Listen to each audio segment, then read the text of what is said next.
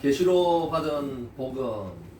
이 말씀은 지난번에도 말씀드렸습니다만은 이 갈라디아 교회에 사도 바울이 복음을 전했을 때 너무 기뻐 받는 거예요. 그래서 이 정도면 되겠다, 뭔가 일어나겠구나 생각하고 갈라디아 교회를 떠나갔는데 뭐 그들의 만족감이 없었겠지요. 떠나고 나니까 부족함이 채워지지 않아서 그랬는지 다른 복음을 따라갔다, 그렇게 이야기하고 있습니다. 그것은 너무 이상하게 생각했었고, 사도 바울은 분명히 이야기하고 있습니다. 다른 복음은 없나니 천사가 전해도 저주를 받는다, 그렇게 말씀하고 있죠. 그러면서 오늘 본문에는 내가 전한 복음은 무엇인가, 거기에 대해서 이야기를 하고 있습니다. 이 복음은 사람의 뜻대로 된 것이 아니다. 내가 사람에게 배운 것도 아니고 사람에게 받은 것도 아니다. 오직 예수 그리스도로 계시로 말미암은 것이다, 그렇게 이야기를 하고 있습니다.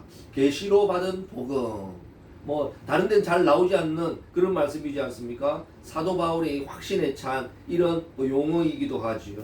또 하나는 그가 자기는 유대교에서 태어났다. 엄마 뱃속에서 뭐였어요? 나는 유대인이고 유대교였다. 그런데 그래가지고 유대교에 얼마나 열심히 있었던지 자기는 자기 연배보다 더 훨씬 미치도록 열심히 있었고, 또한 그 교회를 핍박하는 데는 이렇게 이야기하고 있습니다. 박해하여 멸하고, 지난번 성인은 잔해하고 그랬습니다. 아주 막 잔해하게 박해했던 것 같아요. 그렇게 했던 걸 안다는 거지. 자기 그렇게 했는데 나는 태어나면서부터 어떻게 해요? 유대교다 하는 자부심을 가지고 율법만 한 것이 아니고 율법에서 나오는 장로들의 유전이라든지 전통까지도 자기는 지켜야 된다 이러면서 거품 물고 다녔던 이런 사람이었는데, 자기가 예수님 만나고 깨달아 보니까 뱃속에서부터 유대인인 줄 알았는데 사실은 태에 있을 때, 엄마 태에 있을 때 누가요? 예수님께서, 주님이 나를 택정하시고 은혜로 나를 부르셨다. 주님의 복음을 위해서 부르셨다, 그렇게 말씀을 하고 있습니다. 이후에는 뭐라고 이야기를 하고 있는가? 아마 다메섹에서 주님 만났을 때 이야기했죠. 다메섹에서 주님 만났을 때 내 속에서 주님이 나타나신 때에 자기 혈족과 의논하지 아니하고 또 나보다 먼저 된 사도들을 찾아가지도 아니했다. 그리고 어디로 갔을까요? 아라비아로 갔다, 그렇게 이야기하고 있죠. 아마 우리는 큰 어려움이나 문제가 생긴다든지 특별한 일이 생기면 어떻게 할까요? 가족에게 먼저, 친한 사람에게 먼저 의논합니다. 그리고 가까운 사람들에게 어떻게 어려울 때 먼저 손 내밀거든요. 그리고 도움을 요청하기도 하고 사정을 하기도 합니다. 그러나 사도 바울은 그렇지 않았던 것 같아요. 이런 충격적인 일을 만났을 때 사람 찾아가고 사람에게 상담받고 사람에게 손 내미는 것이 아니라 어떻게 해요? 골방으로 들어가는 그런 성격이었던 것 같아요. 한마디로 이야기하면 은둔 스타일이죠. 저도 이런 사도 바울을 좀 닮았던 것 같아요. 좀 닮은 것 같습니다. 제가 이렇게 이야기를 하면은, 아니 성경에 나오는 인물 다 닮았냐? 그렇게 이야기하는 사람이 있습니다. 닮은 걸 어떻게 하겠어요? 제가 제일 많이 닮은 성경 인물이 누군지 아십니까? 엘리사입니다. 제가 교회학교 사역을 할 때 그 아이들이, 철없는 애들이 모르고 대머리가 놀리는 이런 애들이 가끔 있었거든요. 그럼 선생님들이 뭐라고 이야기하는 거예요? 우리 전도사님이 어떤 분인데 너희들 그러냐고. 그런 적이 몇 번 있었습니다. 그래서 제가 엘리사가 되고 싶어서 그런 건 아니고 그런 적이 몇 번 있었죠. 아마 그때 내가 곰을 불러냈으면 걔네들 다 찢겨 죽었을 거예요. 그리고 제가 닮고 싶은 인물이 있는데 닮을 수가 없는 인물이 있어요. 성경 인물. 그게 누굴까요? 삼손입니다. 제가 체력이 못 따라가고 또 머리가 없어서 도저히 따라할 수가 없어요. 가발을 써도 티가 날 것 같아요. 제가 이런 이야기 하는 거는 주일날은 이렇게 좀 웃어갔으면 하는 것입니다. 우리는 즐겁도다 이날 세세에 할 말 그러면서 인상 쓰면서 교회에 오고 씩씩거리고 이러면 안 되거든요. 그래서 아멘 아멘 하고 이래야 은혜가 되고 복이 되고 하나님께 영광이 되는 줄 믿으시길 바라겠습니다. 아멘. 이 사도 바울은 얼마나 체험적으로 느꼈기에 자기가 받은 말씀 이걸 이 복음을 뭐라고 이야기해요? 계시의 복음이라고 이야기했을까? 이게 확신에 찼거든요. 확신에 찼습니다. 그리고 사도 바울은 엄마 태에 있을 때부터 어떻게 해요? 나는 택함을 잊었다. 택정함을 받았다. 이 예정론이죠. 바울의 예정론이 되겠습니다. 그 이외에도 많이 나옵니다. 이 예정론은 특별히 강조하는 분은 누군가? 이 사도 바울입니다. 다른 여러 사도도 있지만 그 중에 가장 대표적인 게 그 사도 바울의 신학이기도 하고 큰 흐름이기도 하죠. 성경의 큰 물줄기가 우리 예정론이거든요. 이 예정론을 가장 잘 따라갔던 분이 누군가? 칼빈이죠. 신학적으로 정립하고 잘했던 분이 칼빈인데 이분도 예정론입니다. 그래서 성경에는 예정론만 있는가? 사실 그렇지 않거든요. 예정론이 큰 물줄기라면 작은 줄기들이 많아요. 그러나 사도 바울은 이 예정론에 확 꼽혔던 것 같아요. 자기의 마음이 예정론에 확 꼽혀가지고 오로지 예정론 정도, 이 정도로 강조하는 이런 부분이었죠. 그래서 왜 이렇게 될 수밖에 없었는가? 그가 만났던 주님 때문인 줄 믿으시기 바랍니다. 그래서 계시의 복음 때문인 줄 믿으시기 바랍니다. 우리는 계시하면 열어 보인다 그런 뜻이거든요. 여는 것, 보이는 것 두 가지가 있어요. 그런데 우리 한국 사람은 어디에 관심이 많을까요? 여는 것보다 열리는 것보다 어디에 관심이 많아요? 보는 데 관심이 많아요. 보는 데 중점을 둡니다. 한국 그 기독교인들은 뭘 봤냐, 어떻게 봤냐 여기에 관심이 있거든요. 그러나 사도 바울은 열고 보는 것인데 주님께서 열어주신데 딱 관심 있고 초점을 맞추기 때문에 어떻게 해요? 예정론으로 나오는 거예요. 그래서 여는 게 훨씬 중요하죠. 왜 우리가 보는 데 관심이 많은가 하면 그 학교 다닐 때부터 게시판 있잖아요. 게시판은 우리 이 게시하고 글자가 좀 틀립니다. 짝대기 하나 없습니다. 그것은 그냥 우리에게 알려고 보여주는 것이고 성경에서 말하는 계시는 열어서 보이는 거예요. 열어서 보이는 거예요. 그래서 얼만큼 열어주느냐 따라서 달라지는 거죠. 그래서 여는데 강조점이 있는 것이 있고 또 보는데 관조점이 있는데 사도 바울은 특별히 여는데 관점이 있다. 주님께서 열어주셨다. 주님이 하셨다는 거죠. 내가 한 게 아니라 누가 하셨어요? 주님께서 열어주셔가지고 알게 되었다는 것입니다.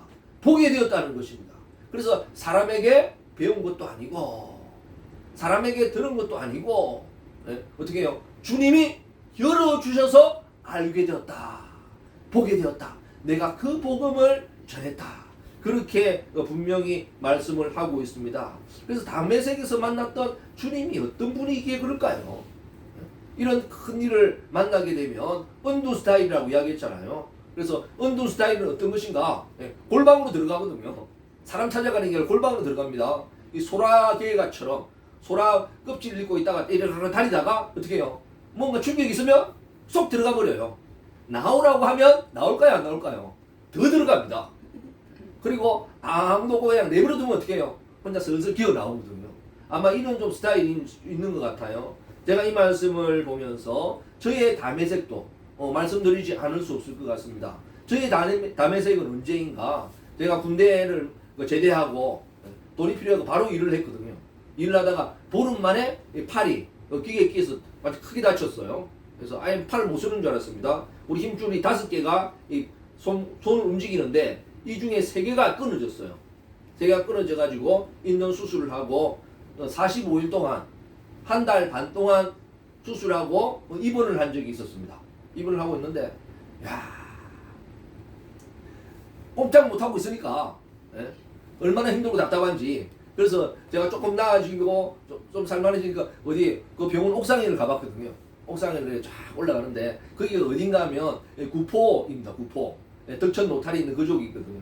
거기 유동인구가 얼마나 많습니다. 부산에서 유동인구 제일 많은 것 중에 한 곳입니다. 그래서 일본에 아마 도쿄 정도는 아니라도 불 바뀌면 사람들이 다니거든요. 그런데 제가 거기서 그 지나가는 사람들을 봤는데 야 얼마나 부러운지 나는 팔 이래 가지고 있는데 꼼짝 못하고 있는데 그 지나가는 사람 그 평소에는 그냥 다니는 사람을 그 별것 없이 그냥 생각했을 텐데 그때는 어떻게 부러운지 그때 따뜻한 햇살이 비치면서 봄날이었거든요. 그들은 인생의 봄인데 나는 이 젊은 나이에 그 황금기 아니겠습니까? 인생의 황금기에 낙엽이 다 떨어지는 초겨울을 들어가고 있구나. 이런 거 생각이 드는데 야 부럽기도 하고 내가 얼마나 무너지는지 견딜 수가 없더라고. 야 그랬었거든요. 그러다가 집에 오니까 어디 갈 데가 없잖아요. 저도 은둔형이거든요. 그래서 있는데 집에서는 걱정이 되니까 어떻게 해요? 방에만 있으니까 혼자 방에 그러니까 교회 가라 교회 가서 은혜 받아라. 갈 데가 없으면 또 교회 가죠. 그래서 교회 갔다가 또 집에 오면 있고 이러니까 교회 가고 그랬습니다. 그랬는데 친구들도 저도 성격도 뭐 괜찮고 이래가지고 친구들도 좀 많았었거든요. 진짜 좋은 친구들도 많고 그랬었습니다. 친구들은 내 걱정이 돼가지고 위로하려고 자꾸 야 얼굴 한번 보자 하면서 자꾸 전화가 오고 그래요. 연락도 오고 그래요.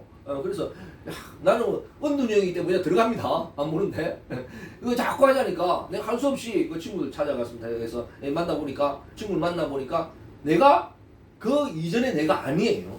이제는 만날수록 더 초라해지는 것 같고 그래서 안 되겠더라고요. 친구야 내가 너희들이 뭐 싫어서 그런 게 아니고 나는 이제 신앙인으로 살아가길 원한다. 세상 사람하고는 내가 만나지 않겠다.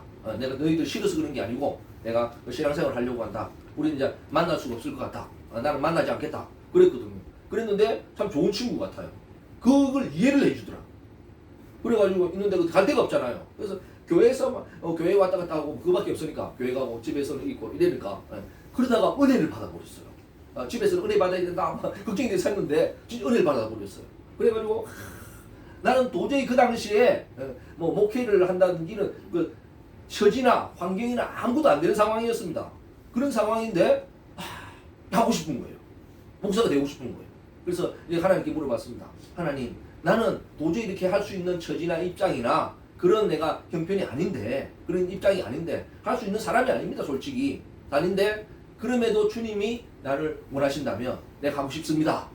주님 말씀하여 주십시오 하고 했는데 주님이 아무 말씀이 없으시더라고요. 주님이 참 과묵하신 분 같아요. 아무 말씀이 없었어요. 그러다가 한 1년이 그러면서 지났습니다. 그래서 이제 갈 데가 없으니까 아마 늘 기도하고 제가 제일 좋아하는 게 교회에서 자는 거였었거든요. 뭐 남들은 그 철야 기도라 이야기하지만 그 장의 철야 기도는 아니고 저는 교회 자러 갔습니다. 왜냐하면 기도는 짧게 잠은 길게 이런 또 교회에서 자면 머리가 맑아지는 것 같아요. 집에서 TV를 보다가 자고 일하면 잘 때는 모르는 자고 일하면 머리가 찡하고 그랬거든요. 그런데 교회 그 잠의자 불편하잖아요. 이게 쫙 넓게 펴기는 좀 부족해요. 옆으로 딱 누우면 딱 맞아요. 난 딱이에요. 그래가지고 굴러 떨어지면 안 되고 그래서 긴장하면서 자는데 자고 일하면 새벽기도 마치고 오면 머리가 그렇게 맑아지는 거예요. 그래서 내가 그걸 좋아하는데 1년이 지나고 부활절이 앞두고 고난주간 있습니다. 한 주간 고난주간 있지 않습니까? 그때 내가 주님께서 내가 한번 결심하고 기도 한번 해봐야 되겠다. 작전 기도를 해봐야 되겠다. 정말 주님이 나를 원하신다면 그 말씀해 주십시오. 아니면 내가 포기하고 그냥 병신도로 내가 살아가겠습니다. 그러면서 금식하면서 일주일을 그래서 뭐 기도가 아니고 자러 가는 거죠 사실은 뭐. 그래서 하면서 자면서 기도하고 이러는데 아무 말씀이 없었어요. 월요일 지나도 말씀이 없었고 화요일 지나도 말씀이 없었고 수요일 지나도 말씀이 없었고 이제 목요일은 좀 기도했거든요. 목요일은 그래도 주님께서 겟세마네 기도하셨잖아요. 그래서 그래도 뭔가 좀 아니겠나 기대했는데 목요일 날도 겟세마네 기도하셨는데도 주님 말씀이 없어졌고 금요일에는 무슨 있겠지, 뭔 일이 있겠지. 십자가에 못 박혔으니까 채찍에 맞으면 십자가에 못 박히면 뭔가 있겠지 했는데 그때도 아무 말씀 없었어요. 그래서 토요일 되고 그래서 나는 아니구나. 내가 어떻게 할 수가 있겠나 이 몸으로 그렇게 생각하고 그냥 포기하고 기도하다 잤는데 저는 생각도 전혀 안 했어요. 그런데 새벽에 갑자기 내 속에서 소리가 들리는 거예요. 주를 기쁘시게 하는 종이 되어라 하는데 이건 사람이 말이 아니에요. 그래서 내가 딱 보니까 주변에 누가 있는가 딱 보니까 아무도 없었어요. 내 속 아주 깊은 곳에서 그렇게 깊을 수가 없어요. 아주 깊은 곳에 어디까지인지 모르겠습니다만 아마 성령이 나의 영을 통해서 말씀하지 않나 그렇게 생각합니다. 그래서 아주 깊은 곳에서 들려오는데 주를 기쁘시게 하는 종이 되라 하는데 이게 잊혀지지 않아요. 다 오는데 깜짝 놀라서 깨가지고 야 두리번에도 아닌 것 같아요. 아 주님이 나를 부르신 거 아닌가 생각하면서 그때 기쁜 거예요.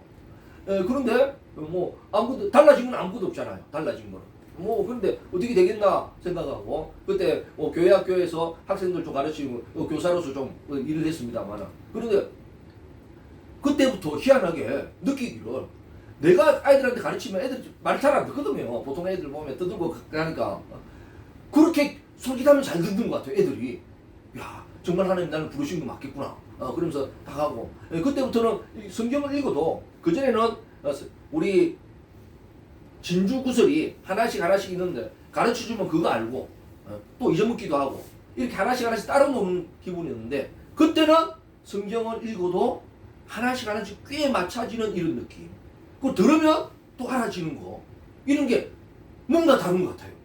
야 그때 주님이 나에게 말씀을 열어주셨구나 열고 계시구나 하는 게 느껴지더라. 야 정말 정말 주님에게 놀랍고 정말 대단한 것 같아요. 그래서 얼마나 기쁘고 감사한지 모르겠습니다. 지금의 이 자리에 오기까지 좀 시간이 걸리고 했습니다만은 나의 담의 색이고 주님께서 나에게 역사하신 거죠. 저는 주님이 이렇게 계시 열어주셨다. 사도 바울에게 열어 보이셨다. 사람에게 배운 것도 아니고 사람에게 받은 것도 아니고 이 말씀이 저는 그대로 믿어져요. 주님이 하신 게 믿어져요. 저도 이 자리에 우리 개척교회 하다가 잘 안 돼서 오게 안 됐습니까? 오면서 주석이나 이런 거 아무것도 못 가져왔거든요. 몸만 빠져나왔어요. 그리고 설교하기가 쉽지 않을 거 아니에요. 설교를 어떻게 해요? 보면 주제를 정하고 이 주제에 맞게 성경 본문을 찾습니다. 성경문 찾고 어떻게 주석 체크해가지고 확인하고 보게 되고 참고 문헌을 해가지고 이렇게 정리해서 설교 한 편이 나오게 될 텐데 저는 아무것도 없고 안 됩니다. 그런데 희한하게 이제는 뭐 주제나 이런 거 필요 없지 않습니까? 계속 쭉 이어서 하거든요. 이어서 하는데 희한하게 딱 열면 알겠어요. 느껴져요. 한나를 이야기를 하면 한나의 마음이 느껴져요. 사도 바울의 오늘도 사도 바울의 마음이 읽어져요. 그래서 저는 지식을 전하는 것이 아니라 마음을 전하는 거죠. 이거는 가능하겠더라고요.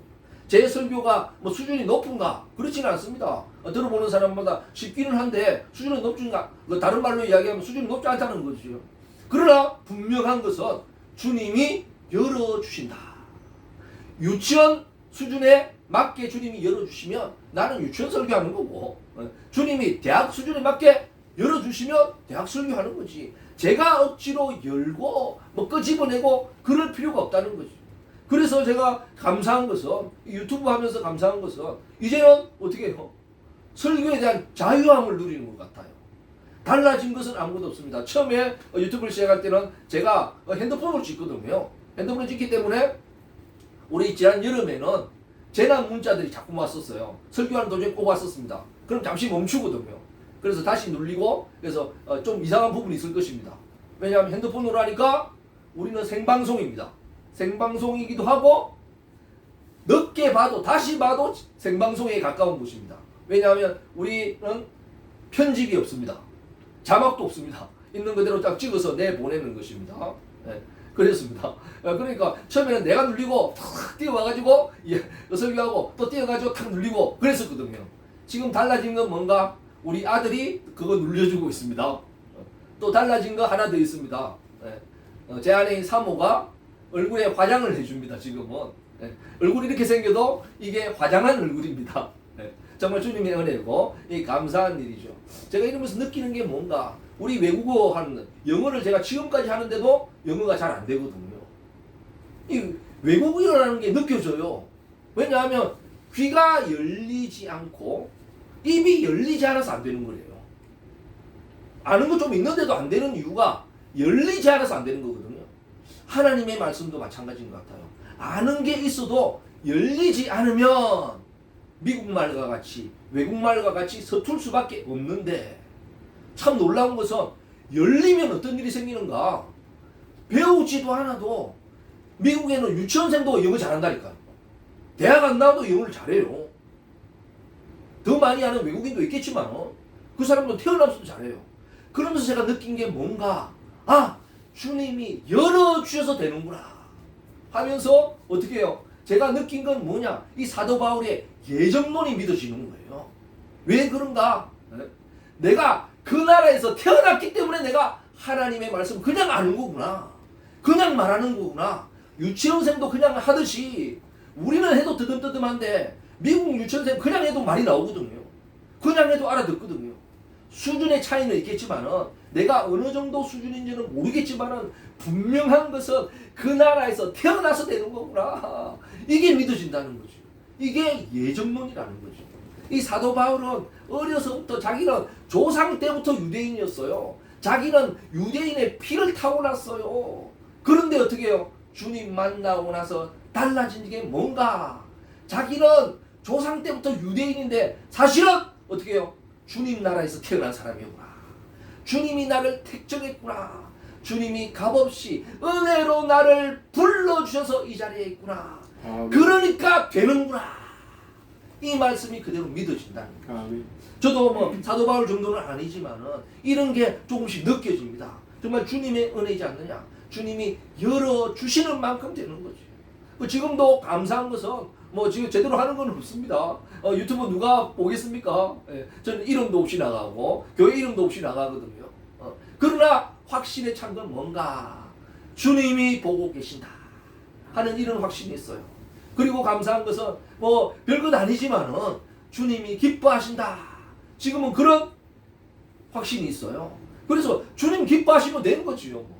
수만 명이 보지 않더라도 이거 통해서 뭐 돈이 막 들어오지 않는다 할지라도 관계없습니다. 주님 기뻐하시면 되는 거죠.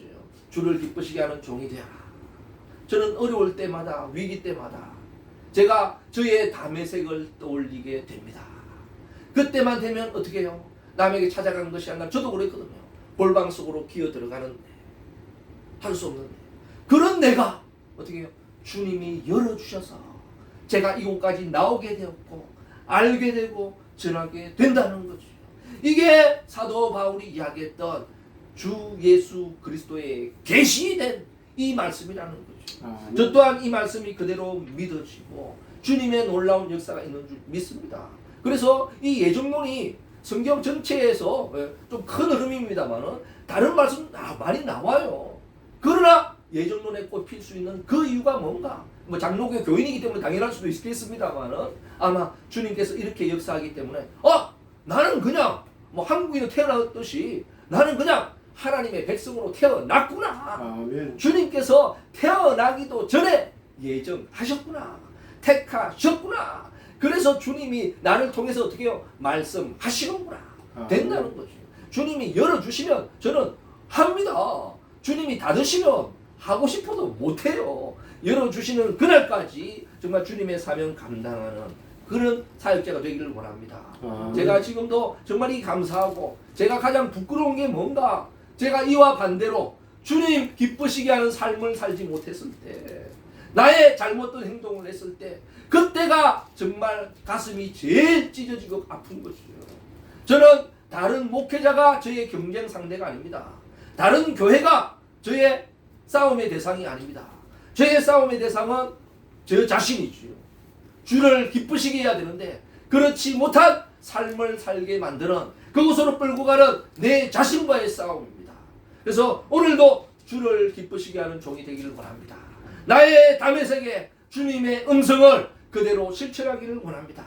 다짐해 보면서 오늘도 정말 이런 놀라운 역사가 우리 모두의 삶에 일어나기를 주님의 이름으로 간절히 축원드립니다. 아멘. 네, 기도하겠습니다. 우리